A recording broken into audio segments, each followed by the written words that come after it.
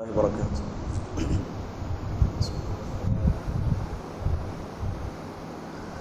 ان الحمد للہ نحمده ونستعینه ونستغفره ونعوذ باللہ من شرور انفسنا وسیئات اعمالنا من يهده الله فلا مضل له ومن يضلله فلا هادي له واشهد ان لا اله الا الله وحده لا شريك له واشهد ان محمدا عبده ورسوله اما بعد فان خير الحديث كتاب الله وخير الهدي هدي محمد صلى الله عليه وسلم وشر الامور محدثاتها وكل محدثة بدعة وكل بدعة ضلالة وكل ضلالة في النار اعوذ بالله من الشيطان الرجيم بسم الله الرحمن الرحيم يا أيها الذين آمنوا اتقوا الله حق تقاته ولا تموتن إلا وأنتم مسلمون يا أيها الناس اتقوا ربكم الذي خلقكم من نفس واحدة وخلق منها زوجها وبث منهما رجالا كثيرا ونساء واتقوا الله الذي تساءلون به والأرحام إن الله كان عليكم رقيبا يا أيها الذين آمنوا اتقوا الله وقولوا قولا سديدا يصلح لكم أعمالكم ويغفر لكم ذنوبكم ومن يطع الله ورسوله فقد فاز فوزا عظيما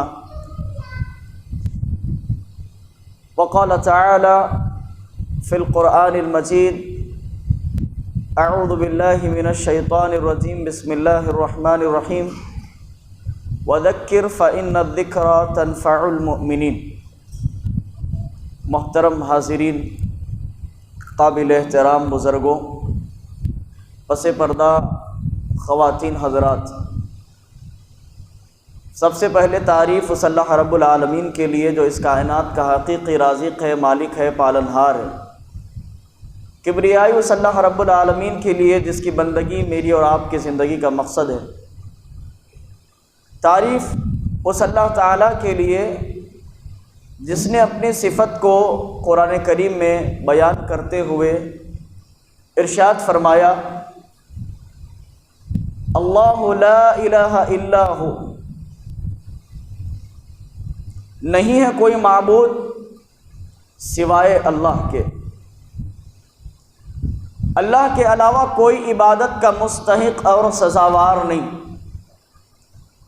دنیا میں کوئی ایسا الہ معبود نہیں جس کی عبادت ہو سوائے اللہ کے۔ آپ نے آیت الکرسی یاد کی ہوگی اور بار بار پڑھتے بھی ہوں گے۔ اس میں اللہ رب العالمین نے سب میں پہلے جس چیز کا دعویٰ کیا، کہا کہ میرے سوا کوئی عبادت کے لائق نہیں۔ اب اس دعوے کے اللہ تعالیٰ نے بہت ساری دلائل پیش کیے۔ سب سے پہلی دلیل دی کیوں اللہ کے سوا کوئی عبادت کے لائق نہیں، کیونکہ اللہ وہ ہے، الہ معبود وہ ہے جو الحی القیوم ہو، یعنی جو ہمیشہ سے زندہ ہے اور ہمیشہ زندہ رہنے والا ہے، قائم کرنے والا ہے۔ دوسری دلیل اللہ نے یہ پیش کی، معبود وہ ہونا چاہیے لا تأخذہ سنۃ ولا نوم، جسے نہ تو اونگ آتی ہو اور نہ نیند آتی ہو۔ دیکھیے، میں آیت کو کھول کر آپ کے سامنے رکھنا چاہتا ہوں کہ اونگنا غفلت کی ابتدا ہوتا ہے۔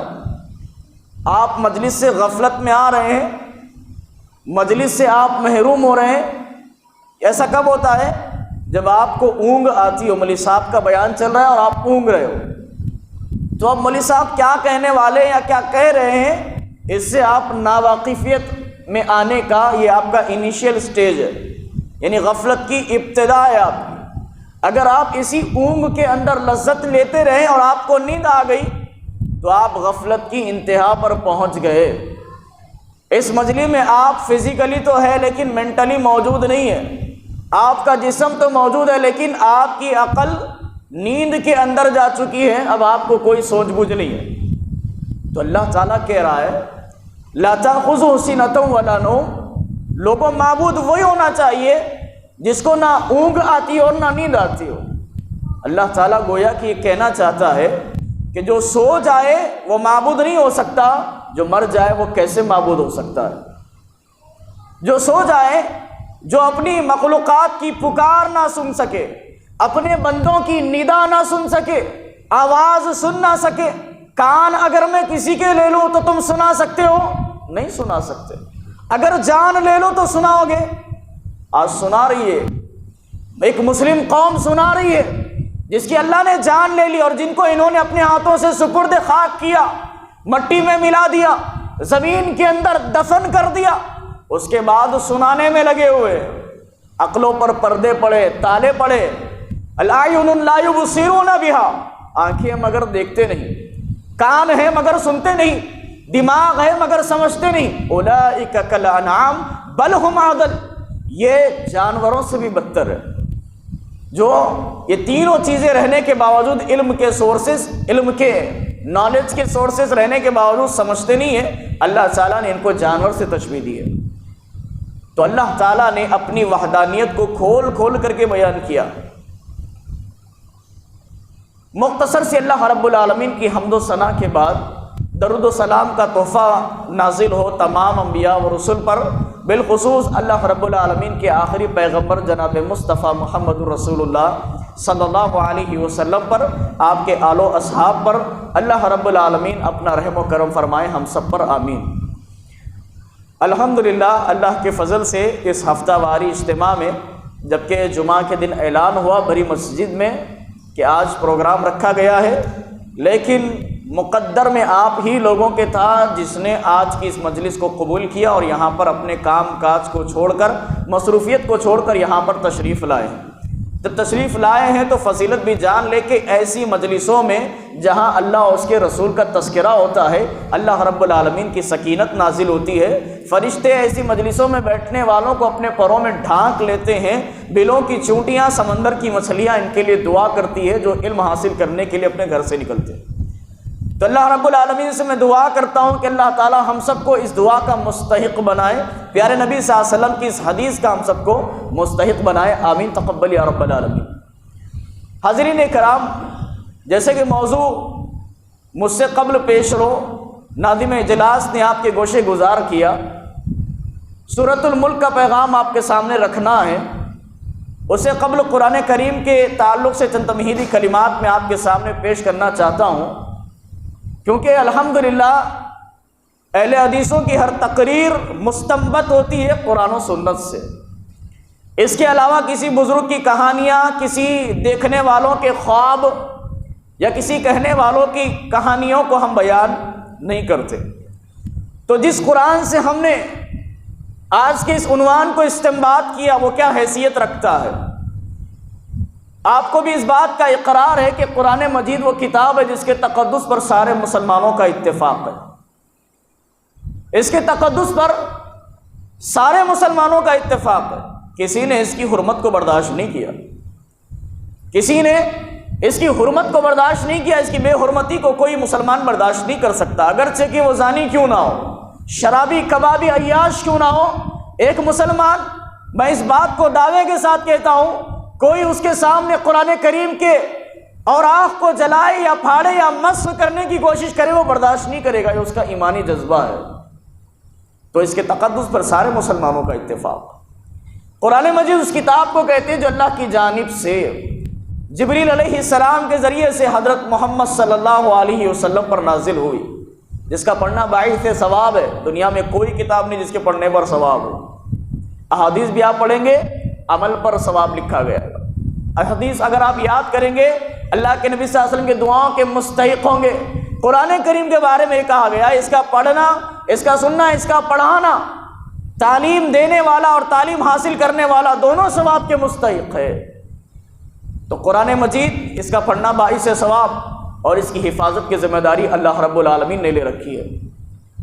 اور یہ جملہ ہم سب کے ایمان کو اور پختہ کرے گا، کیونکہ مسلمانوں کا اس بات پر اتفاق ہے کہ اس قرآن کریم سے کوئی زیر زبر تک کو بدل نہیں سکتا، ہے نا؟ ہمارا ایمان اس پر، ایک مسلمان ہونے کی بنا پر کیونکہ اللہ نے قرآن کریم میں کیا کہا؟ انا نحن نزلنا الذکر وانا لہ لحافظون، ہم نے اس ذکر قرآن کو نازل کیا، اس کی حفاظت کی ذمہ داری ہماری ہے۔ اس کے بعد اگر کوئی شیعہ رضوی قسم کے اٹھ کر کے کہیں کہ اس کی 25-26 آیتوں کو نکال دیا جائے تو کیا نکال سکتے؟ ارے یہ چیلنج تو اللہ تعالیٰ نے 1400 سال پہلے بھی دیا تھا کفار مکہ کو، جب وہ تمسخر کیا کرتے تھے قرآن کریم کی آیتوں کا۔ اللہ نے کہا قل ان اجتمعت من الجن والانس قل یأتوا بمثل هذا القرآن، سارے جمع ہو جاؤ، صرف انسان نہیں جنات کو بھی اپنا مددگار بنا لو، سب جمع ہو جاؤ، اس جیسی کتاب لا کر کے دکھاؤ۔ چیلنج اللہ تعالیٰ نے دیا، اور اللہ نے کہا تم نہیں کر سکتے تو ٹھیک ہے 10 سورے کیوں نہیں ہوتا، لے کر کے آؤ۔ اللہ نے اس کا بھی انکار کیا، تم نہیں کر سکتے، ایک سورہ لے کر کے آؤ، وہ بھی نہیں کر سکتے، لمثل حدیث، ایک آیت لے کر کے آؤ۔ یہ چیلنج قیامت تک ہے۔ یہ ایسے کافرانہ فاسقانہ فکر رکھنے والی شیعہ قوم قیامت تک آتے رہے گی۔ آپ کو معلوم ہونا چاہیے کون سے اسکول آف تھاٹ سے تعلق رکھتا تھا جس نے کہا کہ قرآن کریم کی 25 یا 26 آیتوں کو نکالے۔ کیا وہ اہل سنہ والجماعت میں سے تھا؟ نہیں تھا نا، وہ اسی فکر کا تھا جو فکر لوگوں کو صحابہ کرام کے کفار کہنے پر ولغلاتے ہیں، صحابہ کرام کے ایمانی غیرت کو ان کے ایمان سے ہٹانے کی کوشش کرتے ہیں۔ وہ کسی اور فکر کا قائل تھا جو قرآن کریم سے آیتوں کو نکالنے اور ہٹانے کی باتیں کیا کرتا تھا۔ تو اللہ تعالیٰ نے قرآن کریم کی تو حفاظت کی ذمہ داری لی، لیکن قرآن کی آیتوں کو نہیں ہٹا سکا، اپنے دل سے ایمان کو ہٹا لیا، اس نے اپنے دل سے اپنے سینے سے ایمان کو ہٹا لیا۔ اس نے اللہ کا کچھ برا نہیں کیا اور نہیں کر سکتا وہ، اس نے خود کا برا کیا، اس نے اپنی خود کی آخرت کو تباہ و برباد کر دیا۔ یہ تو ایک کم بخت، ایک نیچی زندگی گزارنے والا، اللہ تعالیٰ نے قرآن کریم میں ایسا کہا کہ فرعون جیسی قوم بھی اللہ تعالیٰ کا کچھ نہ کر سکے، جبکہ وہ کہتا تھا نا ربکم الاعلی۔ ایسے چیلنج دینے والے بہت گزرے اس کائنات سے، ایسے چیلنج دینے والے بہت گزرے، لیکن انہوں نے اپنی ہی زندگی اور آخرت کو خراب کیا۔ انہوں نے اسلام لانے والے اور پیغمبران اسلام کا کچھ بھی نہیں بگاڑ سکے۔ وہ قتل کیا ہوگا، جان لی ہوگی، لیکن اس دنیا سے جب گئے تو وہ جنت کو انہوں نے حاصل کیا۔ جتنے شہداء ان کے بارے میں ہمارا ایمان ہے وہ اللہ کی جنت میں آئے، وہ اللہ کی جنت کے اندر محو کر رہے ہیں۔ تو لہٰذا قرآن کریم کے بارے میں ہم تمہیدی کلمات یہ کہہ رہے ہیں کہ یہ ایسی کتاب ہے جس کی تعریف اللہ تعالیٰ نے خود کی، کیوں نہ کری، اللہ کا کلام غیر مخلوق ہے۔ مسلمانوں کا اس پر ایمان ہے کہ یہ قرآن مخلوق نہیں بلکہ غیر مخلوق ہے، یہ اللہ کا کلام ہے۔ اور اللہ نے خود کہا وَتَمَّتْ كَلِمَةُ رَبِّكَ صِدْقًا وَعَدْلًا، یہ ہر طریقے سے مکمل ترین کتاب، اس کے اندر جتنی باتیں کہی گئی ساری سچائی پر مبنی ہے، انصاف پر مبنی ہے۔ اگرچہ کہ آج ہماری خواتین کو لگتا ہے کہ ہمارے ساتھ انصاف نہیں ہوا، اگرچہ کہ ہماری کچھ اسلام سے دوری اختیار کرنے والی خواتین کو حجاب گراں معلوم ہوتا ہو، لیکن اللہ تعالیٰ نے جو قرآن کریم میں حجاب کا حکم نازل کیا، قُلْ لِأَزْوَاجِكَ وَبَنَاتِكَ وَنِسَاءِ الْمُؤْمِنِينَ يُدْنِينَ عَلَيْهِنَّ مِنْ جَلَابِيبِهِنَّ، اللہ کے رسول کہہ دیجئے اپنی بیویوں سے، اپنی بیٹیوں سے، مومنہ عورتوں سے، جب وہ باہر نکلے تو اپنے سروں پر پلو ڈال لیا کرے، جلباب کو پہن لیا کرے۔ یہ اللہ تعالیٰ نے ان کا تقدس کیا ہے۔ میری ماؤں بہنوں، اللہ تعالیٰ نے آپ کی عزت، آپ کی عفت، آپ کی پاک دامنی کا سارا اہتمام کیا اسلام کے اندر، شریعت اسلامیہ نے۔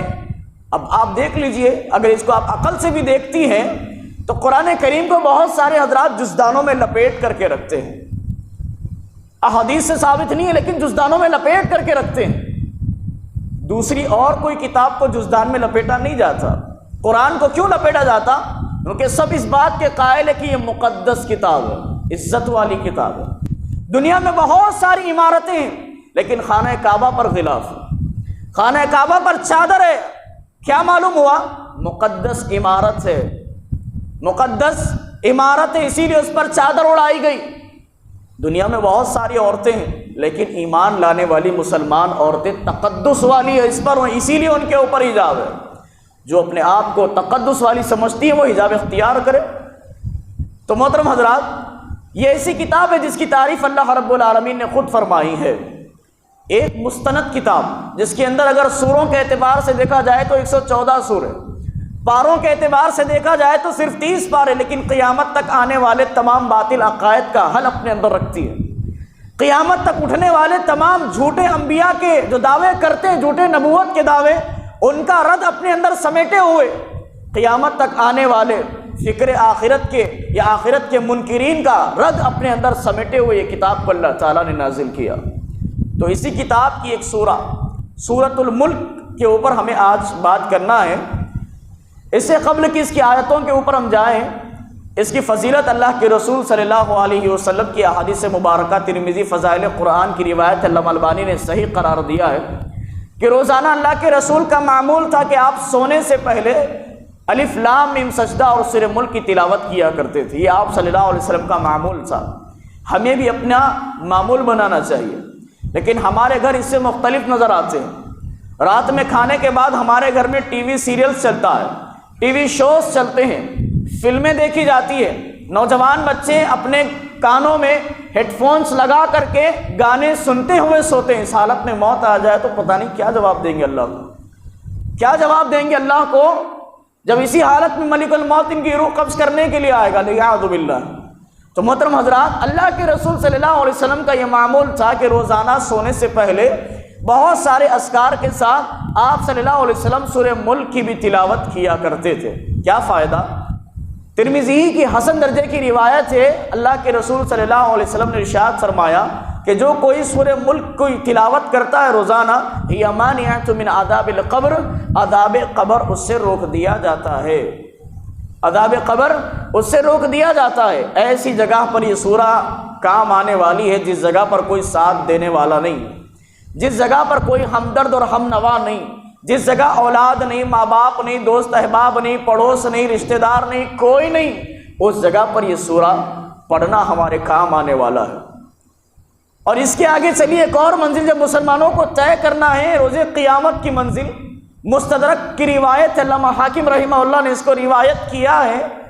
اللہ کے رسول صلی اللہ علیہ وسلم ارشاد فرماتے ہیں کہ قیامت کے دن سورہ ملک اپنے قاری کے بارے میں اللہ تعالیٰ سے شفاعت کا مطالبہ کرے گی، اللہ تعالیٰ سے سفارش کرے گی اس بندے کے حق میں جو روزانہ سورہ ملک کی تلاوت کیا کرتا تھا۔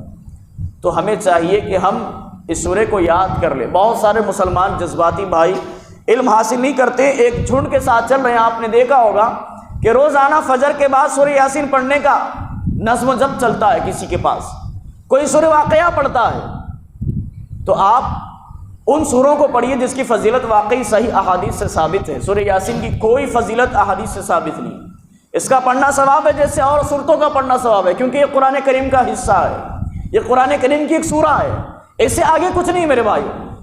جیسے کہا جاتا ہے کہ قرآن کریم کا دل ہے سورہ یاسین، علامہ البانی رحمہ اللہ نے سلسلۃ الاحادیث ضعیفہ میں ذکر کیا ہے کہ سورہ یاسین کے جتنے فضائل ذکر کیے سارے کے سارے ضعیف احادیث ہیں۔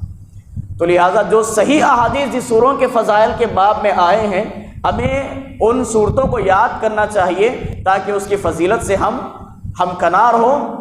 اور یاد رکھیے ان سوروں کی فضیلتیں یا ذکر و اذکار کی فضیلتیں کس کو ملنے والی ہے؟ جو صرف اللہ رب العالمین پر یقین رکھتے ہیں۔ تعویذ، گنڈے، نیمبو، ناریل، پلیتے، یہ جتنے چیزوں پر لوگ عقیدہ رکھتے ہیں اللہ سے ہٹ کر، انہیں ان چیزوں کا کوئی فائدہ نہیں ہوگا، کیونکہ اللہ تعالیٰ پر ان کا بھروسہ نہیں۔ اللہ سے ہٹ کر کسی سے اور سے انہوں نے اپنی عقیدت جوڑی ہے تو اللہ تعالیٰ انہیں ان تمام فضیلتوں کا حقدار اور مستحق نہیں بنائے گا۔ یہ اللہ تعالیٰ کا اصول ہے۔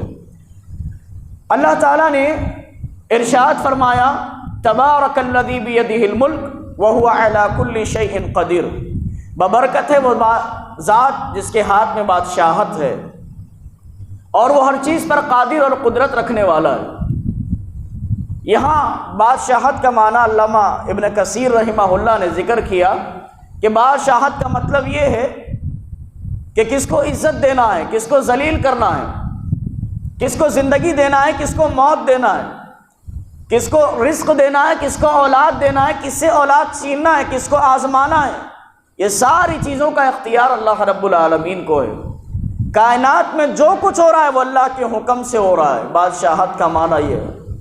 ہم نے اللہ کی بادشاہت کو نہیں مانا، حالانکہ کائنات میں جو کچھ ہو رہا ہے اللہ تعالیٰ کے حکم سے ہو رہا ہے، اس کی اذن سے ہو رہا ہے۔ درخت سے ہرا پتا پیلا پتا نہیں جھڑتا، لیکن اس کے حکم سے جھڑتا ہے، اس کے علم سے کوئی چیز بچی ہوئی نہیں ہے میرے بھائی، وہ ہر چیز کو گھیرا ہوا ہے اس کا علم۔ بادشاہت کا یہ معنی ہے کہ جو اللہ چاہتا ہے وہی ہوتا ہے کائنات۔ بندوں کے چاہنے سے کچھ نہیں ہوتا، لوگوں کے چاہنے سے کچھ نہیں ہوتا، ہوتا وہی ہے جو اللہ رب العالمین چاہتا ہے۔ آج مسلمان یا پھر ہم ایک دوسرے کی عزتوں کے پیچھے پڑے، سمجھتے ہیں کہ ایک دوسرے کی عزتیں ہم اتار لیں گے، سامنے ایک دوسرے کی عزت کرتے ہیں، ہٹتے ہیں اس کے پیچھے اس کی برائی کو بیان کرتے ہیں۔ آج دنیا ایک دوسرے کی عزت کو اچھالنے کے پیچھے لگی ہوئی ہے، کوئی کسی کی عزت نہیں کرنا چاہتا۔ ہم آج اس آیت کا ترجمہ بھول گئے، وَتُعِزُّ مَن تَشَاءُ وَتُذِلُّ مَن تَشَاءُ، عزت کا دینے والا ہو، ذلت دینے والا ہو۔ انسان کی زندگی سے جڑے ہوئے ہر فیصلے اللہ رب العالمین کے ہیں۔ تو معلوم یہ ہوا پہلی آیت سے کہ لوگوں کے چاہنے سے کچھ نہیں ہوتا، ہوتا وہی ہے جو اللہ رب العالمین چاہتا ہے۔ اور اس کے کئی سارے واقعات کو ہم نے سیرت میں پڑھا ہے میرے بھائی، تاریخ اس بات پر شاہد ہے کہ دنیا والوں کے چاہنے سے کچھ نہیں ہوتا۔ ہم نے دیکھا اللہ کے نبی صلی اللہ علیہ وسلم کی حیات طیبہ، آپ صلی اللہ علیہ وسلم کی زندگی، جب آپ صلی اللہ علیہ وسلم نے شروعات میں توحید کا کام شروع کیا، لوگوں کو اللہ کی طرف بلایا، لوگوں کو ایک وحدہ لا شریک کی طرف بلایا، کفار مکہ نے سمجھا کہ چند دن کے افسانے ہیں، آگے چل کر یہ دعوت اپنے آپ ختم ہو جائے گی، کوئی نبی پر ایمان نہیں لائے گا۔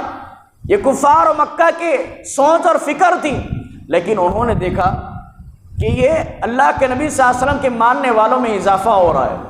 انہوں نے دیکھا کہ برابر غلام اپنے آقا کی نافرمانی کر رہا ہے، برابر وہ بلال حبشی رضی اللہ تعالیٰ عنہ جیسے غلام اپنی زبانوں سے عہد کا کلمہ جدا نہیں کر رہے، اپنے آقا کی اتنی مارے کھا رہے ہیں کہ سمیہ رضی اللہ تعالیٰ عنہ جیسی خاتون، اس کے جسم کے 2 ٹکڑے کر دیے جاتے، پوچھا جاتا ہے کہ تیرا حال کیا ہونے والا ہے، تجھے پتا ہے؟ وہ کہتی ہے اپنے آقا سے کہ میرے حال کی فکر نہ کر، تو اپنے آخرت کی فکر، اپنے حال کی پرواہ کر کہ تیرے ساتھ کیا ہونے والا ہے۔ انہوں نے سمجھا تھا کہ یہ دعوت اپنے آپ ختم ہو جائے گی، لیکن انہوں نے اپنی آنکھوں سے یہ بھی دیکھا کہ ہمارے غلام ہماری نافرمانی کرنے لگے۔ انہیں بڑی فکر لاحق ہوئی کہ اب کرے تو کیا کرے۔ انہوں نے دارالندوہ میں بیٹھ کے وہ تاریخی پلاننگ اور تاریخی میٹنگ اور مشورہ کیا۔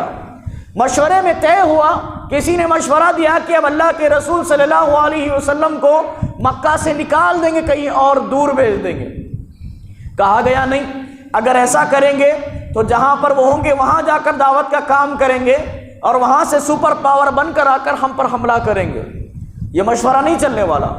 کسی نے مشورہ دیا کہ بیڑیوں میں جکڑ دیں گے اور قید کر دیں گے، اسی حال میں ان کو موت آ جائے گی۔ کہا نہیں، محمد صلی اللہ علیہ وسلم کے ماننے والے ان کے نام پر اپنی جانیں قربان کرتے ہیں، ایسا نہیں کرنے دیں گے وہ ہم کو۔ پھر کسی نے مشورہ دیا کہ اللہ کے رسول صلی اللہ علیہ وسلم پر تلوار سے وار کر کے آپ صلی اللہ علیہ وسلم کا خاتمہ کر دیں گے۔ جاہلوں کا سردار ابو جہل نے اس بات کا مشورہ دیا، اور سب اس بات پر متفق ہو کر کے پلاننگوں کو مکمل کر کے اب آدھی رات کو اللہ کے نبی صلی اللہ علیہ وسلم کے گھر کا گھراؤ کرنے کے لیے تیار ہو گئے۔ انہوں نے سازشیں کی، ان کی سازشوں کی یہاں پر انتہا ہے۔ اللہ رب العالمین نے کہا جبرائیل علیہ السلام سے، جبرائیل جاؤ میرے نبی کو خبر دو کہ راتوں رات آپ کو مکہ چھوڑنا ہے، اب آپ مکہ میں نہیں رہیں گے، آپ کو راتوں رات مدینہ کی طرف ہجرت کرنا ہے۔ آپ کے بارے میں ایسی سازشیں اور پلاننگیں کی گئی ہے۔ اللہ کے نبی صلی اللہ علیہ وسلم نے ابو بکر صدیق رضی اللہ تعالیٰ عنہ کے پاس جا کر سفر کی ساری تیاریاں کر لی۔ تیاریاں ہونے کے بعد اللہ کے نبی صلی اللہ علیہ وسلم جب گھر تشریف لائے، رات ہو چکی تھی، اللہ کے نبی صلی اللہ علیہ وسلم نے حضرت علی رضی اللہ تعالیٰ عنہ کو بلا کر کے کہا، علی آج رات اس بستر پر تم سو گے، آج رات اس بستر پر تم سو گے، کیونکہ اس بستر کا کفار و مشرکین نے محاصرہ کر لیا، گھراؤ کر لیا، مجھے قتل کرنے کی چالیں انہوں نے چلی ہے، اللہ نے مجھے حکم دیا کہ یہاں سے چلے جائے، اس بستر پر نہ سوئے۔ میرے بھائیوں، ایمان کا لیول دیکھیے حضرت علی رضی اللہ تعالیٰ عنہ کے، حضرت علی کا ایمان دیکھیے، اس بستر پر سونے کے لیے تیار ہو گئے جس بستر کا کفار ننگی تلواروں سے محاصرہ کیے ہوئے۔ کیوں تیار ہوئے حضرت علی رضی اللہ تعالیٰ عنہ؟ اس لیے تیار ہوئے کہ اللہ کے رسول سے ایک تو محبت تھی، ایمان لائے تھے، دوسری بات یہ تھی کہ حضرت علی رضی اللہ تعالیٰ عنہ کو یہ معلوم تھا کہ وما تدری نفس بارض ای تموت، کہ کوئی نفس نہیں جانتا کہ کس جگہ پر اسے مرنا ہے، لیکن اللہ کے رسول نے کہا تھا علی آج رات اس بستر پر تم سو گے، صبح اٹھو گے، میرے پاس جو کفار کی امانتیں ہیں ان کو واپس کرو گے، صبح مدینے آ کر کے مجھ سے ملاقات کرو گے۔ علی رضی اللہ تعالیٰ عنہ کو یقین آ گیا کہ آج رات علی نہیں مرنے والا، آج پورے کفار مکہ مل کر علی کو نہیں قتل کر سکتے، کیوں؟ میرے نبی کی زبان سے نکلا وما ينطق عن الهوى ان هو الا وحی یوحى، میرے نبی نے کہا کہ علی صبح کرے گا تو علی صبح اٹھے گا۔ یہ ایمان ہونا چاہیے اللہ کے رسول پر، یہ یقین ہونا چاہیے پیارے نبی کی احادیث پر۔ الحمدللہ اہل حدیث سلفیوں کی یہی دعوت ہے کہ لوگوں، ایک اللہ کے رسول صلی اللہ علیہ وسلم جیسی کائنات میں کوئی شخصیت نہیں جس کی زبان سے نکلا ہوا حرف حرف آخر ہو، جس کے زبان سے نکلا ہوا حرف اللہ کی وحی ہو، کیونکہ یہ رسول خواہش نفس سے کوئی بات نہیں کرتے، وہی کچھ کہتے ہیں جو اللہ تعالیٰ وہی نازل کرتے ہیں۔ ہمارا یہی پیغام ہے میرے بھائیو، ہمارا یہی قصور ہے، ہمارا یہی غلطی ہے کہ ہم لوگوں کو اللہ اس کے رسول کی طرف بلاتے ہیں۔ لوگ ہمیں اسی لیے بدنام کرتے ہیں، ہماری مساجدیں اسی لیے منہدم کی جا رہی ہے کہ یہ لوگوں کو اللہ تعالیٰ کی طرف بلاتے ہیں، یہ لوگوں کو ائمہ سے ہٹا کر امام الانبیاء محمد الرسول اللہ کی طرف بلاتے ہیں۔ ان کی اس دعوت سے ہماری دکانیں بند ہو رہی ہیں، ان کی اس دعوت سے ہمارے کاروبار پر ضرب پڑ رہی ہے، ان کی اس دعوت سے آج بیٹا اپنے باپ کی نہیں سن رہا ہے۔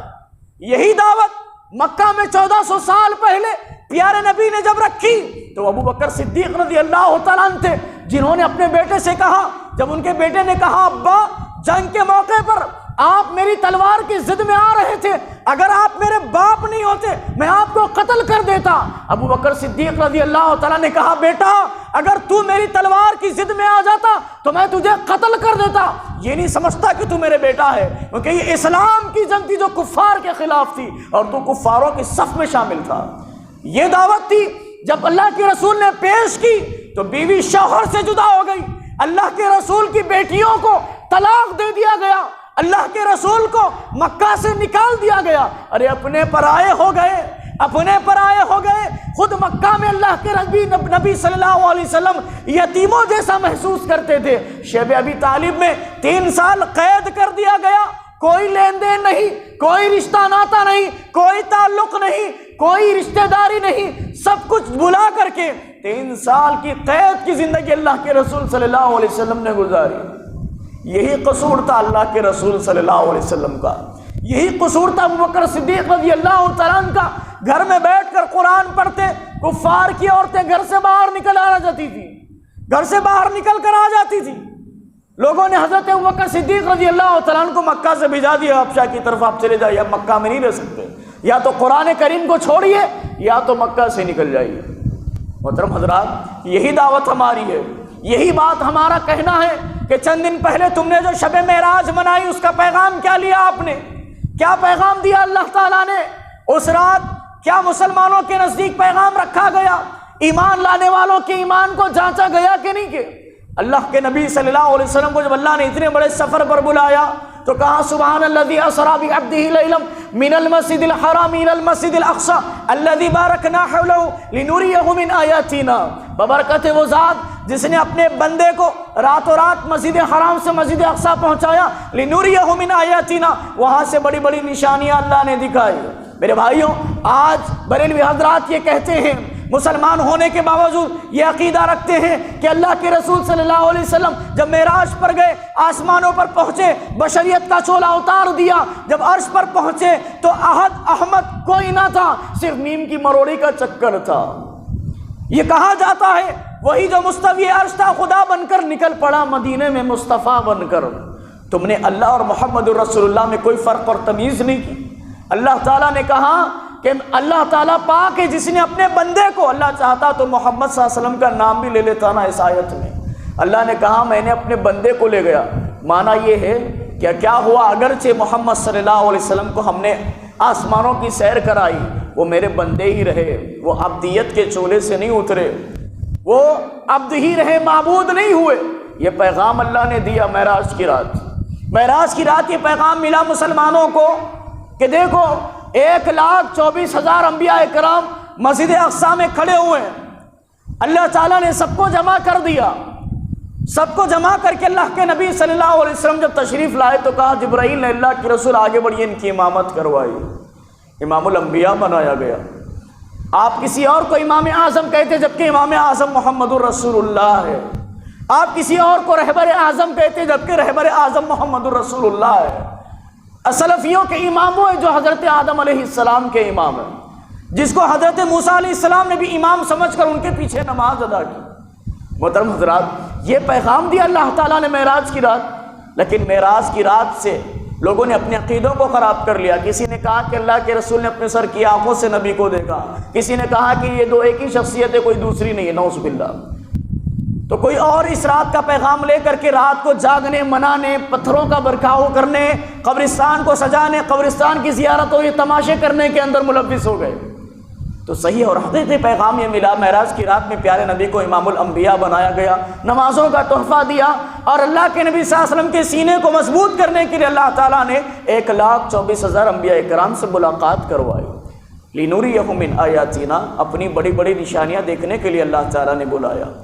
تو محترم حضرات، اللہ کے نبی صلی اللہ علیہ وسلم معراج، یہ اللہ کے نبی صلی اللہ علیہ وسلم مکہ سے مدینے کی طرف ہجرت کر رہے ہیں۔ حضرت علی رضی اللہ تعالیٰ عنہ اس رات بستر پر سو گئے، اور اللہ کے نبی صلی اللہ علیہ وسلم نے دیکھا کہ آپ کے حجرے کے باہر تلواریں لے کر کے کفار کھڑے ہوئے ہیں، صفوں کو باندھ کر کے وہ کھڑے ہوئے ننگی تلوار لے کر کے۔ اللہ کے نبی صلی اللہ علیہ وسلم وَجَعَلْنَا مِن بَيْنِ أَيْدِيهِمْ سَدًّا وَمِن خَلْفِهِمْ سَدًّا فَأَغْشَيْنَاهُمْ فَهُمْ لَا يُبْصِرُونَ، کہ اللہ تعالیٰ نے ان کی نگاہوں کو پکڑ لیا۔ پیارے نبی ان کے سامنے سے، ان کے سروں پر مٹی ڈالتے ہوئے ان کے سامنے سے گزر گئے، لیکن وہ دیکھ نہیں پائے۔ صبح جب ہوئی تو ایک جانے والے شخص نے پوچھا کس کا انتظار کر رہے ہو، تم کس کا انتظار کر رہے ہو؟ تو وہ کہہ رہے ہیں کہ ہم محمد صلی اللہ علیہ وسلم کا انتظار کر رہے ہیں کہ ان کے اوپر حملہ کرنا چاہتے ہیں۔ اس نامعلوم شخص نے کہا کہ وہ تو تمہارے سامنے سے گزر گئے، تمہارے سروں پر مٹی بھی ڈال دی، تمہیں معلوم ہی نہیں ہوا۔ سبحان اللہ، تمہیں معلوم ہی نہیں ہوا، تمہارے سامنے سے گزر گئے۔ سر جھاڑنے لگے تو مٹی نکلنے لگی، جھانک کر دیکھا تو برابر کمبل کے اندر کوئی سوئے ہوئے، اندر جا کر دیکھا کمبل ہٹائی تو حضرت علی نظر آئے۔ سوال کیا کہاں ہے محمد صلی اللہ علیہ وسلم؟ حضرت علی رضی اللہ تعالیٰ نے بھی خوب جواب دیا، کہا پہرا دینے والا سونے والے سے پوچھ رہا ہے۔ بھائی پہرا تم دے رہے ہو، تمہیں معلوم ہونا چاہیے کہاں گئے، تم ہم سے سوال کر رہے ہو۔ تو لہذا یہ معلوم ہوا کہ لوگوں کے چاہنے سے کچھ نہیں ہوتا، اللہ تعالیٰ جو چاہتا ہے وہی ہوتا ہے۔ یہی پیغام حضرت ابراہیم علیہ السلام کی زندگی میں بھی رکھا ہے کہ جب انہوں نے کہا کہ تم اپنے آبا و اجداد اور مورتیوں کی پوجا کرتے ہو، حضرت ابراہیم علیہ السلام نے جب ان مورتیوں کو توڑ ڈالا، لوگوں نے جان لیا کہ یہ کام سوائے ابراہیم کے کسی اور نے نہیں کیا، تو انہوں نے ایک پلاننگ کی کہ حضرت ابراہیم علیہ السلام کو آگ میں ڈال دیں گے۔ پورے گاؤں سے پوری بستی کی مدد لی گئی، ایندھن جمع کیا، کوئلہ جمع کیا، آگ جمع کی۔ پھر تاریخ نگاروں نے لکھا ہے کہ وہ آگ کے شعلے آسمان کو چھو رہے تھے۔ دیکھیے آپ غور کیجئے، کسی بھی دور میں ہو، کسی بھی قوم نے اپنے نبی کو معمولی نہیں سمجھا تھا، ایمان نہیں لائے کہ مگر معمولی بھی نہیں سمجھے انہوں نے، کیونکہ اللہ کے رسول کو مارنے کا پلان کر رہے ہیں۔ ایک آدمی کو پورے قبیلے مل کر کے ماریں گے، اتنے مضبوط آدمی سے ٹکراؤ ہو رہا ہے۔ مطلب پیارے نبی ایک ہی شخصیت ہے، ایک ہی جان ہے، کوئی سپر پاور نہیں ہے۔ اللہ کے رسول کے پاس کوئی سپر پاور نہیں تھا اس وقت۔ کیا کیسے معلوم ہوا؟ اللہ کے رسول گھر سے نکلے ہیں، یہاں عمار بن یاسر رضی اللہ تعالیٰ، سمیہ رضی اللہ تعالیٰ کو مادر ذات مٹی پر لٹا دیا گیا، گھوڑے سے دونوں پاؤں کو مختلف جانبیں سمت باندھ دیا گیا۔ پیارے نبی صلی اللہ علیہ وسلم وہاں سے گزر رہے ہیں، دیکھ رہے ہیں آل یاسر پر دکھ دینے والا عذاب دیا جا رہا ہے، کچھ نہیں کر پا رہے سوائے یہ کہ اصبروا یا آل یاسر ان موعدکم الجنہ، اے آل یاسر صبر کرو، اللہ تعالیٰ تمہیں جنت عطا کرے گا۔ پیارے نبی کوئی سپر پاور نہیں، لیکن پھر بھی مکہ والوں نے کیا پلاننگ کی؟ سارے قبیلے کے سردار مل کر کے جمع ہوں گے، کوئی ایک نہیں مار سکتا اللہ کے رسول کو۔ سبحان اللہ۔ یہاں بھی ابراہیم علیہ السلام کے بارے میں یہی موقف رہا کہ ابراہیم کو جلانے کے لیے ایک معمولی آگ نہیں جلتی، پورے گاؤں والے مل کر کے آگ جمع کرے، اور تاریخ نگاروں نے لکھا کہ وہ آگ کے شعلے آسمانوں کو چھو رہے تھے، ہاتھوں سے نہیں ڈھکیلا، منجنیق نامی ایک آلے کا استعمال کیا، پھر آگ میں ڈالا گیا۔ ابراہیم سے برابر فرشتے پوچھ رہے ہیں کہ ہم تمہاری مدد کریں گے، وہ کہہ رہے ہیں حسبی اللہ، میرے لیے اللہ کافی ہے۔ اب اللہ نے بھی کہا یا نار کونی بردا وسلاما علی ابراہیم، ابراہیم پر آگ ٹھنڈی ہو جا۔ تاریخ نگاروں نے لکھا ہے کہ اس دن آگ سے پوری دنیا نے فائدہ نہیں اٹھایا، جب اللہ نے آگ کو حکم دیا تو ٹھنڈی ہو جا، پوری دنیا نے فائدہ نہیں اٹھایا اس آگ سے۔ اس وقت کسی بھی جگہ پر کائنات میں کسی نے آگ سے فائدہ نہیں اٹھایا اس وقت، جس وقت اللہ نے کہا کہ آگ تو ٹھنڈی ہو جا۔ آگ پر اللہ کی حکومت، ہواؤں پر اللہ کی حکومت، تمام مخلوقات پر مسلمانوں کے رب کی حکومت، یہ اللہ الہ واحد ہے، اس کے سوا کوئی معبود نہیں۔ اسی کی دعوت حضرت ابراہیم علیہ السلام دے رہے ہیں۔ کائنات سے سمجھا کہ آگ میں جلا کر ابراہیم کا خاتمہ کر دیں گے، لیکن اللہ نے کچھ اور فیصلہ کیا نا۔ اللہ نے کہا انی جاعلک للناس اماما، اے ابراہیم ہم تمہیں دنیا والوں کے لیے امام بنانا چاہتے ہیں، رہبر اور رہنما بنانا چاہتے ہیں۔ یہی نہیں، جس پتھر پر کھڑے ہو کر تم نے میرے گھر کی تعمیر کی، ابراہیم مصلی، اس کو ہم لوگوں کے لیے نماز پڑھنے کی جگہ بنانا چاہتے ہیں۔ یہ اللہ کے فیصلے، بندوں کی سازشوں سے کچھ نہیں ہوتا وہی جو اللہ رب العالمین نے فیصلہ کر دیا، جو لوح محفوظ میں اللہ نے لکھ دیا وہی کچھ ہونے والا ہے۔ اب انسانیت جو چاہے کرتی رہے، اللہ کے فیصلے ثابت آنے والے۔ محترم حضرات، ہم نے انبیاء کرام علیہ السلام کے واقعات پڑھے ہیں قرآن کریم کے ذریعے، اسی لیے ہمارا ایمان ہے کہ سازشوں سے کسی کا برا نہیں ہوتا۔ اگر ہوتا تو حضرت یوسف علیہ السلام معمولی چھوٹے سے بچے اس کنویں میں مر جاتے۔ اگر بھائیوں کی سازشوں سے بھائی کا کچھ برا ہو سکتا، آج ایک بھائی دوسرے بھائی کے بارے میں سازش کرتا ہے، پلاننگیں کرتے ہیں، باپ کی جائیداد سے ایک دوسرے کو بے دخل کرنے کی بہت ساری سازشیں کر رہے ہیں۔ میرے بھائیوں، سازشوں سے کچھ نہیں ہوتا۔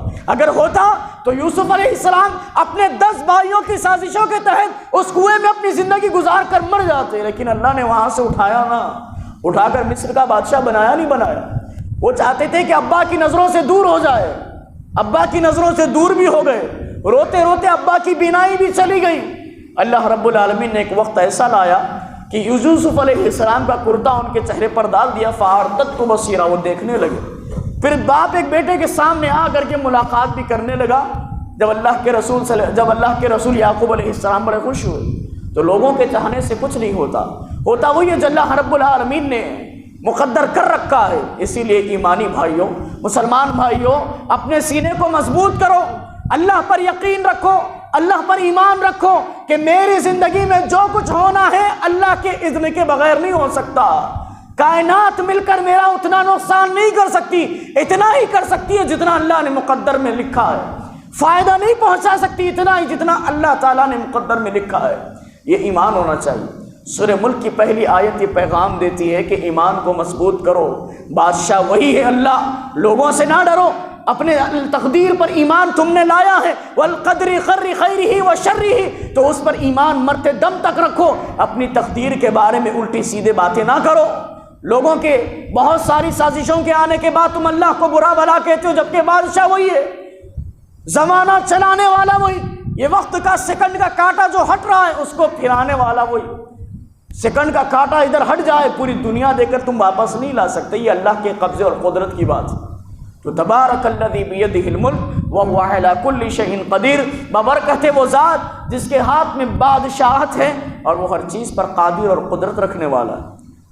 دوسری آیت میں اللہ تعالیٰ نے ارشاد فرمایا الذی خلق الموت والحیاۃ لیبلوکم ایکم احسن عملا، کہ اللہ رب العالمین ہی ہے جس نے موت اور حیات کو پیدا کیا تاکہ جان لے کون اچھے اعمال کر کے اللہ تعالیٰ کے حضور دوبارہ پیش ہوتا ہے۔ اب اس آیت میں سب سے پہلا پیغام اللہ تعالیٰ نے یہ دیا کہ حیات بھی مخلوق ہے اور موت بھی مخلوق ہے، اور اللہ تعالیٰ کا یہ اصول ہے کہ جو مخلوق ہے اسے مرنا ہے۔ کل من علیہا فان ویبقى وجہ ربک ذو الجلال والاکرام، ساری دنیا فنا ہونے والی ہے۔ وَنُفِخَ فِي الصُّورِ أُخْرَى فَصَعِقَ مَنْ فِي السَّمَاوَاتِ وَالْأَرْضِ، جب سور میں پھونک مارا جائے گا تو فرشتے بھی زمین پر گر پڑیں گے مر کر، جس کو جو کام دیا ہے وہ کام کرنے کے لیے برقرار رکھیں گے، باقی کے سارے آسمان اور زمین پر سارے فرشتے مر جائیں گے۔ جانوروں سے اللہ کہے گا تم مٹی ہو جاؤ، پورے جانور مٹی ہو جائیں گے۔ ساری انسانیت کو اللہ تعالیٰ دوبارہ اٹھا کرے گا، ان سے حساب کتاب لے گا۔ یہی معاملہ ساری مخلوقات کے ساتھ ہونے والا ہے۔ اللہ تعالیٰ کا یہ اصول مخلوقات کے ساتھ تعلق سے کہ وہ مرنے والے ہیں۔ اب اللہ تعالیٰ نے یہاں پر حیات اور موت کے ساتھ بھی خلق کا لفظ استعمال کیا ہے، یعنی یہ بھی مخلوق ہے اور ان کو بھی مرنا ہے۔ حیات یعنی ایک آدمی ہمارے درمیان بحیات ہوتا ہے، اچانک بیمار ہوتا ہے، موت آتی ہے، مر جاتا ہے، تو ہم نے حیات کو مرتا ہوا دیکھا، کیا ہم موت کو بھی مرتا ہوا دیکھیں گے؟ ہاں دیکھیں گے۔ صحیح بخاری کی روایت ہے، اللہ کے رسول صلی اللہ علیہ وسلم نے ارشاد فرمایا کہ جب قیامت کے دن جنتیوں کو جنت میں ڈال دیا جائے گا اور جہنمیوں کو جہنم میں ڈال دیا جائے گا، گویا کہ یہاں پر جنتی جنت کے سارے مزے، سارے عیش و عشرت سے لطف اندوز ہو رہے ہیں، انہیں ساری چیزیں جس کا اللہ نے وعدہ کیا وہ مل رہا ہے۔ دودھ کی نہریں، شراب کی نہریں، شہد کی نہریں، موتیوں کے محلات، ساری آسائش جنتیوں کے لیے دے دی گئی۔ جوانی کی عمر میں جنت میں ڈال دیا گیا، بہت خوبصورت بنا کر کے ڈال دیا گیا، حوروں سے بے پرواز ہو چکے ہیں، ہر چیز انہیں میسر ہو رہی۔ کہیں ان کے دل میں یہ وہم و گمان نہ پیدا ہو جائے کہ موت آ کر کہیں جنت چھین تو نہیں لے گی، موت آ کر یہ محلات سے محروم تو نہیں کر دے گی، موت آ کر یہ ساری آسائشیں جہاں پر کوئی دکھ نہیں، کوئی پریشانی نہیں، کوئی مصیبت نہیں، کوئی محنت نہیں، کہیں یہ زندگی چھین تو نہیں لے گی، ان کے دل میں وہی وہم و گمان نہ ہو جائے۔ اور یہاں جہنمیوں کا یہ حال ہے کہ جہنم کے عذاب سے جوجھ رہے ہیں، ایسا بھیانک عذاب، ثم لا يموت فيها ولا يحيى، یہاں پر زندگی نہیں معلوم ہوتی، موت کو پکارو تو موت بھی نہیں آتی، جسم جل رہا ہے، عذاب کا سلسلہ بھی ختم نہیں ہوا۔ ثم بدلنا جلودهم غیرا، اللہ تعالیٰ جسم کی جلد کو دوبارہ بدل کر کے ذوقوا عذاب، پھر سے مزہ چکا رہا ہے عذاب کا، ستونوں سے باندھ دیا گیا، کمروں میں قید کر دیا گیا، اب عذاب دے رہا ہے اللہ تعالیٰ۔ پانی مانگو تو حمیم دیا جا رہا ہے، کھانا مانگو تو غسلین دیا جا رہا ہے، اور اللہ کہہ رہا ہے ظالموں آج ایک نہیں ہزاروں موتوں کو پکارو، تمہیں موت آنے والی نہیں۔ ان کے دل میں یہ کہیں گمان نہ پیدا ہو جائے کہ موت آ کر کے میرے جسم کا خاتمہ کر دے، میرے عذاب سے تو بچا لے مجھے۔ اللہ تعالیٰ ان دونوں کو جنت اور جہنمیوں کو جہنم کے بالا خانوں پر بلائے گا۔ اب موت ہم کو نظر نہیں آتی نا، تو اللہ تعالیٰ ایک دمبے کی شکل میں موت کو دے گا اور اس دمبے کو ذبح کر کے کہے گا اے جنتیوں تمہارے لیے اب موت نہیں، اور جہنمیوں تمہارے لیے بھی اب موت نہیں۔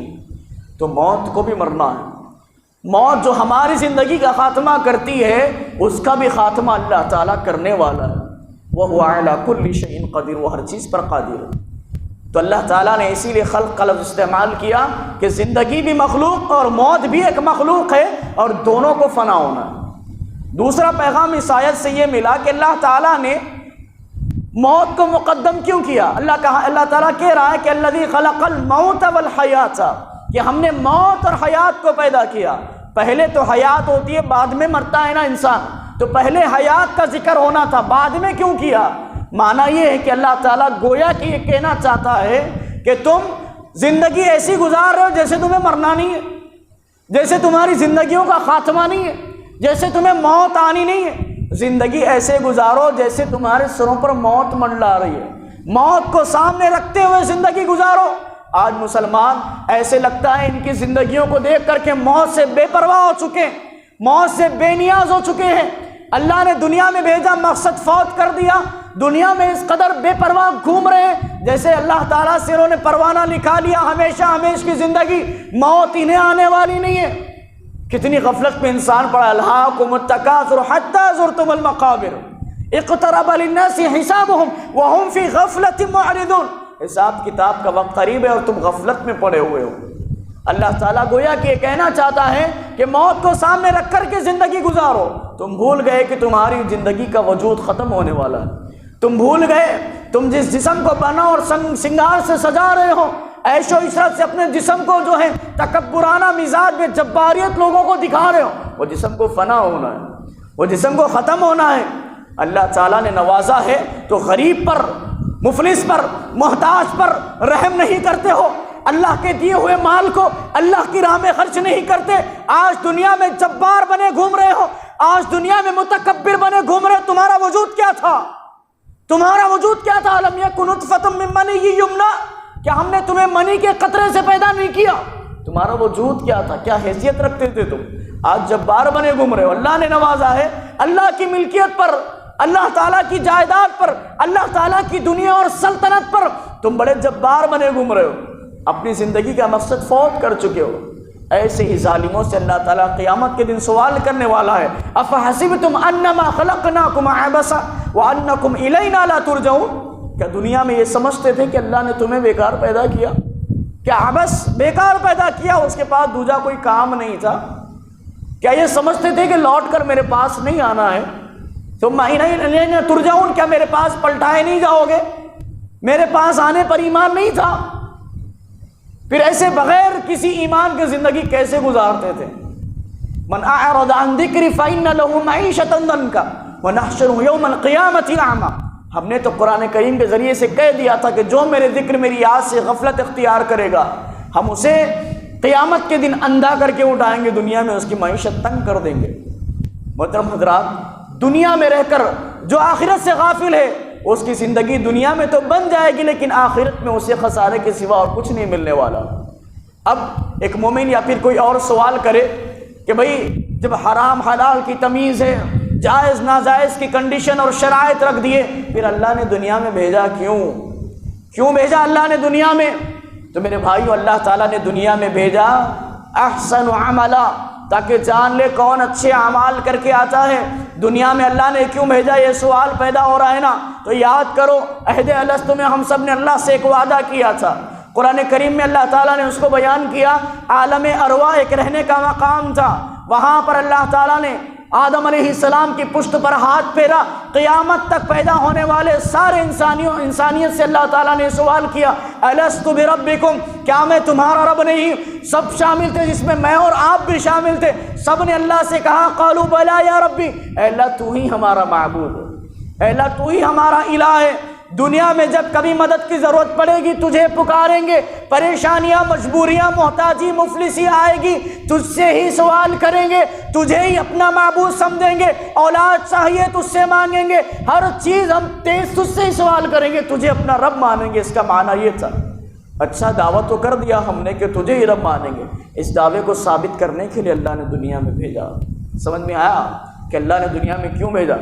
بلڈنگیں بنانے کے لیے نہیں، بینک بیلنس جمع کرنے کے لیے نہیں، پراپرٹی بنانے کے لیے نہیں۔ پراپرٹی بنانے والوں کو ہم نے کیا نہیں دیکھا کہ وہ اپنے ہاتھ سے خاک لے جاتے ہیں؟ کیا لے جاتے ہیں اپنے ساتھ وہ جب اس دنیا سے جاتے ہیں؟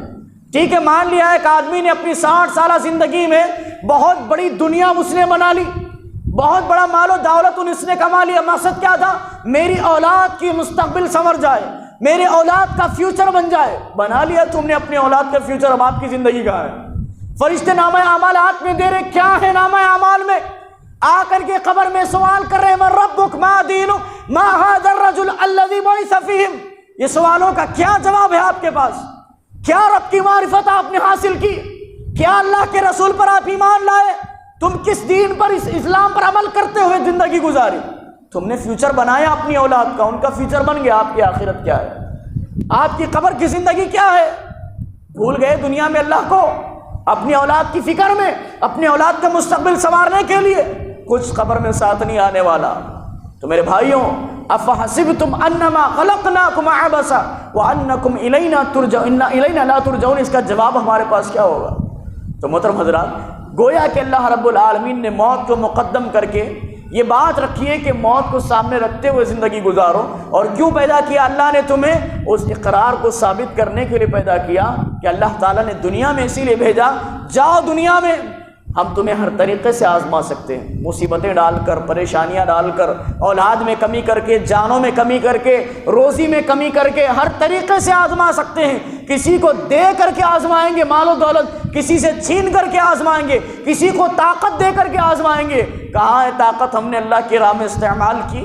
کسی کو زبان کی قوت دی، اس نے زبان سے اللہ کے دین کی نشر و اشاعت کی کہ نہیں؟ قلم کی طاقت دی، قلم سے دین کی نشر و اشاعت کی کہ نہیں؟ طاقت دی، پاور دیا، شہرت دی، پولیٹیکل لیڈر بننے کی صلاحیت دی، سب کچھ اللہ نے دیا۔ دین کے لیے کیا استعمال کیا تم نے؟ اللہ تعالیٰ کے دین کی نشر و اشاعت کے لیے کیا استعمال کیا؟ میرے بھائیوں، زندگی کا ایک مقصد اللہ نے دیا کہ اس کی عبادت اسی مقصد کے ذیل میں ایک اور مقصد زندگی ہماری یہ ہے کہ اللہ تعالیٰ کے دین کی تبلیغ ہماری زندگی کا ایک اور مقصد ہے۔ کیسے پتہ چلا؟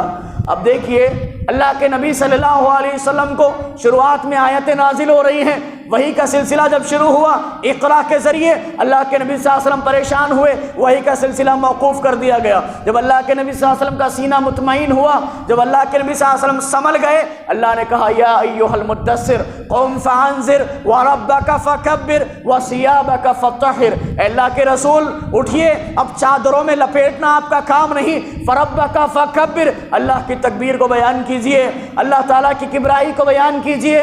اللہ تعالیٰ نے یہ حکم دے کر کے اللہ کے نبی صلی اللہ علیہ وسلم کو دعوت و تبلیغ ان کی زندگی کا مقصد کر دیا، ان کی زندگی کا مشن بنا دیا۔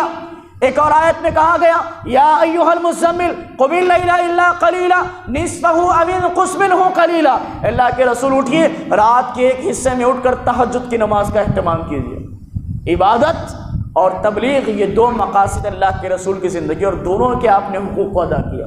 عبادتیں اتنی کیا کرتے تھے، ہمیں یاد ہے عائشہ رضی اللہ تعالیٰ عنہ کی گواہی کہ پیروں پر ورم آ جایا کرتا تھا، اتنی عبادت کیا کرتے تھے، اور کہا کرتے تھے افلا اکون عبدا شکورا، مجھے عبادت کی اگرچہ کہ ضرورت نہیں ہے لیکن میں اس رب کا شکر گزار بندہ بننا چاہتا ہوں۔ اور تبلیغ اتنی کی اللہ کے رسول صلی اللہ علیہ وسلم نے یا صباحا سے لے کر اذا جاء نصر اللہ والفتح اللہ کے رسول نے دین کی تبلیغ کی۔ آپ صلی اللہ علیہ وسلم کی زندگی کا معمول کیا تھا؟ آپ صلی اللہ علیہ وسلم فجر میں اٹھا کرتے تھے، نماز پڑھاتے، لوگوں سے پوچھتے کسی نے کچھ خواب دیکھا ہے، اگر کہتے تو اس کی تعبیر بیان کر دیتے، اس کے بعد نکل جاتے دعوت و تبلیغ کے لیے۔ پھر جب بھوک محسوس ہوتی تو گھر کو آتے، پوچھتے اپنی بیویوں سے کچھ کھانے کو ہے، ہوتا تو کھا لیتے، نہیں ہوتا کہا نہیں ہے تو کہتے تھے کہ گواہ ہے نا میں آج روزے سے ہوں، پھر نکل جاتے دعوت کے کام پر، پھر نکل جاتے دین کے لیے صحابہ اکرام کو تیار کرنے کے لیے، پھر نکل جاتے یتلو علیہم آیاتی ویزکیہم ویعلمہم الکتاب والحکمہ، لوگوں کے سامنے قرآن کریم کی آیتوں کو پڑھنے، ان کو پاک کرنے، ان کو حکمت کا علم دینے کے لیے اللہ کے رسول نکل جاتے۔ آپ کے شب و روز اس میں گزرتے تھے، آپ کی دن و رات اس میں گزرتی تھی۔ یاد کریے اللہ کے نبی صلی اللہ علیہ وسلم کی تبلیغ کی زندگی کیسی تھی۔ اللہ نے جب حکم دے دیا، جب اللہ نے وحی نازل کی، اپنے گھر آئے، اپنی اہلیہ کے سامنے، خدیجہ رضی اللہ تعالیٰ عنہ کے سامنے دین کو پیش کیا۔ اس کے بعد جب اللہ نے حکم دیا وَانذِرْ عَشِيرَتَكَ الْأَقْرَبِينَ، اپنے رشتہ داروں کو نہار جہنم کی آگ سے ڈرائیے۔ آپ صلی اللہ علیہ وسلم نے ایک ایک قبیلے کا نام لے کر کے بلایا اور سب کو دین کی تبلیغ دی، سب کو دعوت توحید پیش کی، حتیٰ کہ اپنی بیٹیوں سے بھی کہا یا فاطمہ بنت محمد عملی عملی لا اغنی عنک من اللہ شیئا، اے میری بیٹی، ہے میری لخت جگر فاطمہ، عمل کر لے، عمل کر لے، یہ نہ سمجھنا کہ میرے ابا رسول ہے، لا اغنی عنک من اللہ شیئا، اللہ کے حضور میں تیرے کچھ کام نہیں آؤں گا۔ دعوت تبلیغ اللہ کے رسول صلی اللہ علیہ وسلم نے شروع کی۔ پھر اللہ کے نبی صلی اللہ علیہ وسلم کو حکم دیا گیا وَمِنْ حَوْلِهِ کہ اپنے محلے میں، اپنے قریے میں دعوت توحید کو پھیلا دیجئے۔ اللہ کے رسول صلی اللہ علیہ وسلم مکہ میں دین کا کام کر رہے ہیں، حبشہ کسی کو بھیج رہے ہیں۔ پھر اللہ کے نبی صلی اللہ علیہ وسلم کو حکم دیا گیا، آپ مکے سے نکل کر کے مدینہ گئے۔ اب اس دور میں اللہ کے نبی صلی اللہ علیہ وسلم کو ہر تکلیف اور پریشانیوں کا سامنا کرنا پڑا۔ جب تک پیارے نبی صلی اللہ علیہ وسلم کے دادا عبد المطلب تھے، پھر اس کے بعد ابو طالب تھے، چچا کی زندگی میں کوئی کفار آپ صلی اللہ علیہ وسلم کو پریشان نہیں کرتے تھے۔ ایک موقع تھا، ابو طالب کو آ کر کے کفار نے کہا ابو طالب اپنے بھتیجے کو سمجھا لو، اپنے بھتیجے کو سمجھا لو، ہمارے معبودوں کو برا بھلا کہتا ہے، سمجھا لو ورنہ تم دونوں کا خاتمہ کر دیں گے۔ ابو طالب نے کہا ٹھیک ہے۔ جب محمد صلی اللہ علیہ وسلم آئے تو کہا میرے بھتیجے میری کچھ تو بات رکھ، لوگ مجھے دھمکیاں دے رہے ہیں، کچھ تو بات و دعوت میں اپنی نرمی اختیار کر۔ پیارے نبی صلی اللہ علیہ وسلم نے کہا چچا جان آپ کی آنکھوں سے آنسو جاری ہے اور آپ اپنے چچا سے کہہ رہے ہیں میرے ایک ہاتھ میں چاند اور ایک ہاتھ میں سورج رکھ دیا جائے تب بھی میں اس دعوت سے پرہیز نہیں کروں گا، کسی قسم کی توحید میں نرمی کو اختیار نہیں کروں گا۔ سلفیوں یہ پیغام ملا، اہل حدیثوں یہ پیغام ملا کہ اپنی زندگی میں توحید کے بارے میں کمپرومائز نہیں کرنا چاہیے، توحید کے بارے میں کوئی کمپرومائز نہیں چلتا، یہ پیغام دیا گیا۔ اور اللہ تعالیٰ نے جب یہ کہا فَإِنْ آمَنُوا بِمِثْلِ مَا آمَنْتُمْ بِهِ فَقَدْ اهْتَدَوْا کہ ایمان اللہ کو اسی طرح پسند ہے جیسے صحابہ کا ایمان تھا۔ کبھی آپ نے کوئی آیت یا حدیث سنی کہ اعمال اسی طرح پسند ہے جس طرح صحابہ کا تھا؟ نہیں سنی۔ اللہ تعالیٰ کو بھی اس بات کا اعتراف ہے کہ یہ میرے بندے میرے نبی کے صحابہ کی طرح عمل تو نہیں کر سکتے۔ ارے پہلے آنے والے صحابہ بعد میں آنے والے صحابہ پہلے آنے والے صحابہ کی طرح عمل نہیں کر سکتے، تو اللہ تعالیٰ کو عمل اتنا مطلوب نہیں جتنا صحابہ نے کیا، مگر اللہ نے ایمان میں کمپرومائز نہیں کیا، کہا کہ صحابہ ہی کی طرح ایمان تمہارا ہونا چاہیے تو قبول ہوگا۔ تو ایمان اور توحید میں کسی قسم کا کمپرومائز نہیں چلتا، نرمی جھکاؤ نہیں۔ آج پریشانی ہمارے سے اسی لیے غیروں کو کہ بھئی یہ توحید کی بات کرتے ہیں، جب یہ توحید کی بات کریں گے تو تفرقہ بازی ہوگی، پھوٹ پڑ جائے گی۔ میرے بھائیوں، یہ پیغام لیتے جاؤ۔ آج آپ، کسی نبی نے اپنی دعوت کی شروعات نماز سے نہیں کی، کسی نبی نے اپنی دعوت کی شروعات حلال و حرام سے نہیں کی۔ خود ہمارے رسول نے جب تک مکہ میں تھے لوگوں کو جو دعوت دی اللہ تعالیٰ کی معبودی کی طرف، پیارے نبی صلی اللہ علیہ وسلم کی رسالت کی طرف اور فکر آخرت کی طرف، ان تین دعوت سے ہٹ کر مکہ میں آپ کو حلال و حرام کی دعوت نہیں ملے گی، جائز اور ناجائز کی شرائط نہیں ملے گی، روزے نماز کی پابندی نہیں ملے گی، حج اور عمرے کی پابندی نہیں ملے گی۔ جو دعوت آپ کو ملے گی وہ توحید پر مبنی دعوت ملے گی۔ اصل دعوت توحید کی دعوت ہے، اصل دعوت لوگوں کو اللہ کی طرف بلانا ہے، اصل دعوت پیارے نبی کی اتباع کی طرف بلانا ہے۔ تقلید کی گمراہیوں میں، پیری مریدی کی گمراہیوں میں پڑے ہوئے لوگوں کو وہاں سے نکال کر متبع رسول بنانا، اللہ کی وحدانیت کی طرف بلا کر موحد بنانا، یہی اصل دعوت ہے میرے بھائی، یہی اصل دعوت ہے۔ اس کے علاوہ کوئی بنتا بستر لے کر گلی گلی ڈگر ڈگر گھومتے رہے، یہ اللہ کے نبی اور تمام انبیاء کرام کا طریقہ نہیں تھا۔ اللہ نے حکم ہی دیا، قوا انفسکم واہلیکم نارا، اپنے آپ کو اور اپنے گھر والوں کو نار جہنم سے بچاؤ۔ تو پہلے ہمارے گھر والوں کے تعلق سے ہمیں پوچھا جائے گا۔ ہمارے گھر والے سیدھے نہیں اور لوگ چلے گلی گلی ڈگر ڈگر 3 دن 40 دن 24 دن لگانے کے لیے، یہ طریقہ اللہ کے رسول صلی اللہ علیہ وسلم کا طریقہ نہیں، کسی بھی انبیاء کرام کا طریقہ نہیں۔ جو طریقے سے اللہ کے رسول نے دعوت توحید کا کام کیا، وہی طریقہ آج مسلمانوں کے لیے اسوہ اور نمونہ ہے۔ اس سے ہٹ کر کوئی اور طریقہ اختیار کرتے ہیں، وہ اللہ کے رسول صلی اللہ علیہ وسلم کی سنت تو نہیں ہو سکتی۔ پھر آپ اس کو جس چاہے چیز کا نام دے دو، دوسری چیز کا نام دے دو، لیکن اس کو آپ سنت رسول نہیں کہہ سکتے، اسے اللہ کے رسول صلی اللہ علیہ وسلم کا اسوہ نہیں کہہ سکتے۔ تو اللہ کے نبی صلی اللہ علیہ وسلم لگاتار دعوت کا کام کر رہے ہیں، اسی دعوت کی توحید کی بنا پر آپ صلی اللہ علیہ وسلم کی بیٹیوں کو طلاق دے دیا جاتا ہے۔ کیوں؟ کیونکہ نبی کی بیٹیاں ہیں، وہ نبی جو لات و عزیٰ کی پوجا سے انکار کر رہے ہیں۔ ہو سکتا ہے یہ آزمائشیں ہمارے ساتھ بھی پیدا ہو سکتا ہے ہمارے ساتھ بھی آزمائشیں پیدا ہو کہ کوئی ایسا توحید پرست جو اپنی بیٹی کو جو ہے نذر و نیاز قربانی لوگوں کے لیے اللہ کے علاوہ سے کسی اور کو کرنے والے قربانی کے حق میں اس کا نکاح نہ کرنا چاہے۔ یہ آزمائش ہمارے ساتھ بھی آ سکتی ہے کہ جو اللہ کے علاوہ کسی اور کے مزاروں پر جو ہے قبروں پر سجدہ جھکاتے ہیں اس کو اپنی بیٹی نہ دینا چاہے، یہ قربانیاں ہمیں بھی پیش کرنی پڑے۔ میرے بھائیوں، صرف نماز پڑھنا دین نہیں ہے، نماز ایک دین کا اصل ستون ہے، لیکن صرف نماز دین نہیں ہے۔ شریعت کو اپنے گھروں پر اپنے اوپر نافذ کرنا یہ اصل دین ہے۔ شریعت کو، جو شریعت کے قوانین ہیں، پردے کی حفاظت ہو یا عورتوں کا پردہ کرنا ہو، جیٹھ جٹھانی دیورانی آپس میں پردہ کریں، یہ اصل دین ہے، دین کے یہ شعائر ہے جس کو مسلمانوں کی اکثریت نے بھلا دیا۔ بڑے بڑے دیندار گھرانے ہوتے لیکن سالی بہنوی میں پردہ نہیں ہوتا، بڑے بڑے دیندار گھرانے ہوتے لیکن دیور اور بھاوت میں پردہ نہیں ہوتا۔ صاحب بہت سارے دیندار گھرانوں کو ہم نے دیکھا ہے، یہاں ہماری دعوت مار کھا جاتی ہے، یہاں ہماری قربانیاں مار کھائی جاتی ہے، موحد گھرانے ہیں لیکن پردے کا کوئی اہتمام نہیں۔ تو اصل دین ہم نے یہی سمجھا جو دل کو بھاتا ہے، جو پسند آتا ہے، جس پر آسانی سے عمل ہو جائے، ہم نے اصل دین اسی کو سمجھا ہے۔ لہذا اللہ کے رسول صلی اللہ علیہ وسلم نے دعوت توحید اور اس کے مشن کو بھی اپنی زندگی کا مقصد سمجھا، اور آپ صلی اللہ علیہ وسلم کو یہ مقصد زندگی بتا دیا گیا تھا۔ تو احسن عملا، اللہ رب العالمین نے کہا کہ کون اچھے اعمال کر کے ہمارے حضور پیش ہوتا ہے۔ دوسری آیت میں گویا کہ یہ پیغام رکھا ہے۔ اگر ہم ایک ایک آیت کا پیغام آپ کے سامنے کھول کر رکھتے جائیں تو سورہ ملک کی تفسیر کا خلاصہ ہم آپ کے سامنے نہیں رکھ پائیں گے۔ اس کے بعد اللہ رب العالمین نے کہا الذی خلق 7 سماوات طباقا ما ترى في خلق الرحمن من تفاوت فارجع البصر هل ترى من فطور ثم ارجع البصر كرتين ينقلب اليك البصر خاسئا وهو حسير۔ اللہ تعالیٰ نے اپنی قدرت کی نشانیاں بتائی کہ دیکھو ہم نے کیسے ساتوں آسمانوں کو بنایا، کیسے اللہ تعالیٰ نے آسمانوں کو بغیر ستونوں کے پیدا کیا؟ کوئی ہے جو اللہ رب العالمین کی طرح اس طرح آسمانوں کو پیدا کر سکے؟